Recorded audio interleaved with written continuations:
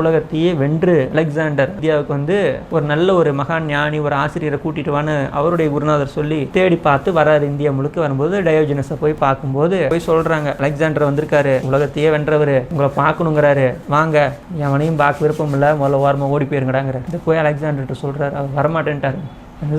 நான் வந்திருக்கேன்னு சொன்னேன் இல்லையா, நீ வந்திருக்கேன்னு சொன்னதுக்கப்புறம் தான் ஓடி போன்ட்டான். சரிவா நானே போறேன். அலெக்சாண்டர் போறாரு. அப்படியே படை புட்டை சூழ அப்படியே போறார். உலகத்தை வென்றவன் காட்டுக்குள்ளே போகிறான். துறவி எங்கடா அப்படிங்கிறாரு.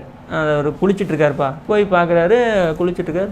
டேய் என்னடா அம்மனமாக குளிச்சுட்டு இருக்கிறான், இவன் வரமாட்டேன்னு சொல்லிட்டான், நானே அவனை கூப்பிட்றேன். பக்கத்தில் போகிறார். நான் தான் அலெக்சாண்டர், உலகத்தையே வென்றவன். என்னால் என்ன பண்ண முடியும், உலகத்தில் எது வேண்டுமானாலும் கொண்டு வந்து நிறுத்த முடியும். உங்களுக்கு என்ன வேணும் சொல்லுங்க, இப்பயே கொண்டு வந்து நிறுத்துறேன், கிளம்புங்க என் கூட. டயோஜனஸ் அப்படியே மேலையும் கீழையும் பார்க்குறாரு. உலக பேரரசனை எப்படி பார்த்தாரு, பிச்சைக்காரனை போல பார்த்தாரு. பார்த்துட்டு என்ன சொன்னாரு, ரொம்ப நேரமா நீ அங்கேயே நின்றுட்டு இருக்கிற, சூரிய வெளிச்சம் மறைஞ்சிட்டு இருக்குது, என் மேலே பட்ட வெளிச்சம், மரியாதையே ஓரமாக தள்ளி நில்றா அப்படிங்கிற.